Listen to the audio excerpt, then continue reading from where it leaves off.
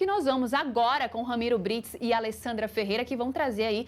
Finalizamos o primeiro debate, né? Ramiro e Alessandra, por favor, a bola tá com vocês. Vamos trazer aí o resumo do que foi essas considerações finais. Além das provocações, tivemos propostas? Olha, o apresentador chegou até a falar, elogiar os dois candidatos, porque eles, embora tenham trocado várias farpas, tenham feito aí as suas ponderações a respeito de um governo de um ou de outro, ambos foram educados, não teve baixaria, não teve quebra de tempo. A gente foi aqui de São Paulo de um debate para prefeito que teve uma cadeirada de um candidato e um outro candidato, para um debate de governadores entre um professor e um engenheiro. Então, assim, às vezes a gente pode até ficar com um pouco de tédio, né? Que não tem tanta aquela animação, aquela ação toda que a gente tinha nos debates a prefeito, mas a gente tem que lembrar que é uma posição, né? Uma atitude louvável aí dos dois candidatos. Eles foram, de fato, respeitosos um com o outro, embora com muitas críticas, né? Uma questão interessante é que o Haddad acabou perdendo tempo, né? E aí o Tarcísio aproveitou o tempo que ele tinha ali no finalzinho para elogiar o prefeito Ricardo Nunes, né? O Tarcísio, ele se envolveu muito nas eleições de 2024, falou para eleger, né? Reeleger o Ricardo Nunes, né? E o outro candidato que concorreu, né? Tirando o Paulo Marçal ali, que foi uma grande surpresa, quase que foi para o segundo turno, acabou dando deslize, mas o segundo turno foi entre o Ricardo Nunes e o Guilherme Boulos, que hoje é ministro do Lula. E aí o Boulos fazia uma comparação muito com a gestão do Haddad aqui como prefeito de São Paulo, que é uma gestão que popularmente ela é um pouco criticada por algumas pessoas, mas o Haddad deixou bem claro que deixou muito dinheiro em caixa, né? É uma gestão que deixou o caixa mais livre aí para o prefeito Ricardo Nunes, e aí o Haddad teve que usar um tempo da sua consideração final para defender sua gestão, falar que o prefeito já começou a deixar a cidade endividada, cidade que recebeu com 6 bilhões em caixa. Enfim, essa questão aí mais municipal, né? O último bloco ele deu essa pegada um pouco mais regional, um pouco mais municipal, falou do aumento da tarifa da Sabesp. O Haddad citou, olha, você tem que ir aqui, você tem que admitir que quando aumenta a tarifa, quando você fala que não vai aumentar a tarifa, aumenta a tarifa, você tem que admitir, não arrumar desculpas, enfim.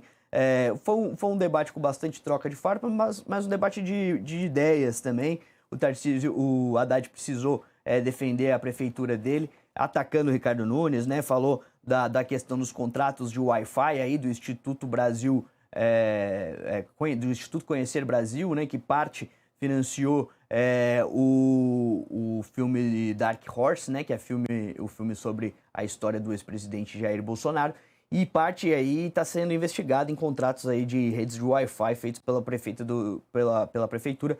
O Haddad falou, e aí é ele falando que esse dinheiro foi parar com o PCC. Aí ele também citou hospitais na periferia, que são legados da gestão dele, que é a questão dos hospitais de Parelheiros e da Brasilândia.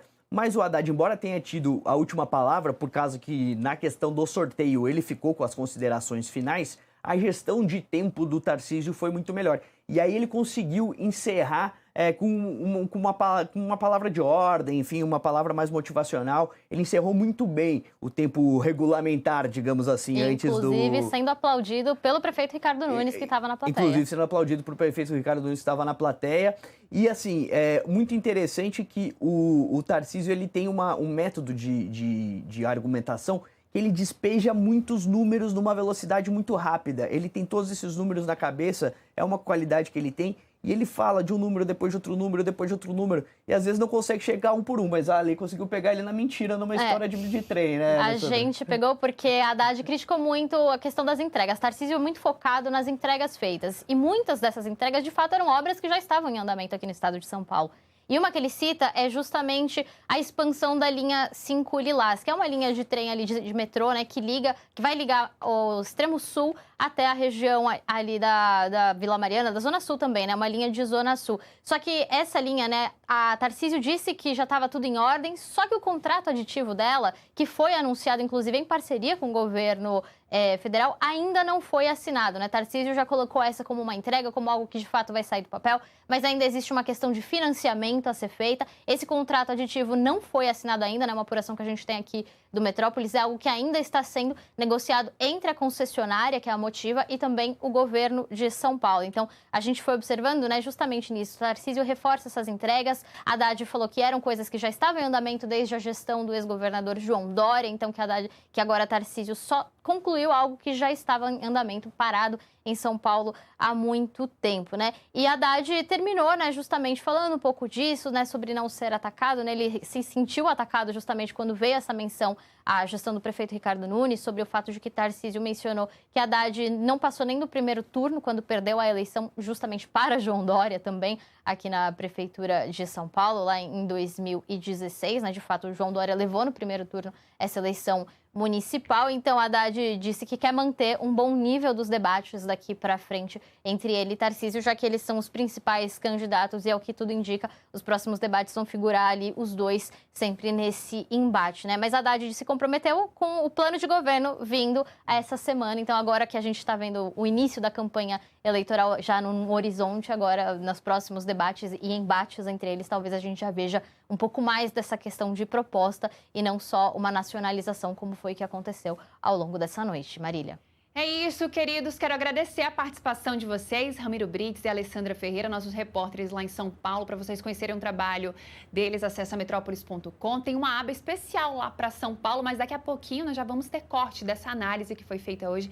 Meninos, muito obrigada pela companhia nesse domingo. O primeiro debate é o nosso start aqui para as eleições de 2026. Espero contar com vocês em uma próxima oportunidade. Marília, eu que agradeço, foi muito interessante. O primeiro debate sempre tradicional, né? Inclusive, você falou aí das matérias que a gente faz. Hoje eu publiquei uma comparando esse debate com outros históricos aqui em São Paulo.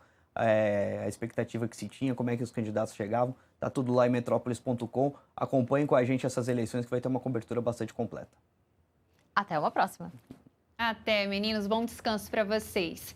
E você que está nos acompanhando, agradeço também a companhia. Amanhã, a partir das 7h30 da manhã, temos o Acorda Metrópolis. Vamos trazer todos os detalhes desse primeiro dia de debate que aconteceu, não apenas aqui no DF e nem só em São Paulo, mas de todos os outros estados. Vamos trazer todos os detalhes e os principais pontos dele. Não se esqueça de se inscrever aqui no nosso canal, acompanhar toda a nossa programação, tudo o que tem lá no site. Você encontra aqui recortes, entrevistas exclusivas e também aquela parte, esqueci, não lembro o que foi que fulano falou. A gente tem corte disso, viu? Muito obrigada, boa noite para você e te aguardo amanhã. Amanhã, às 7h30 da manhã, temos o Acorda Metrópolis, em seguida, às 11 horas, Contexto Metrópolis comigo. Então, por favor, me faça companhia. Até logo. Tchau, tchau.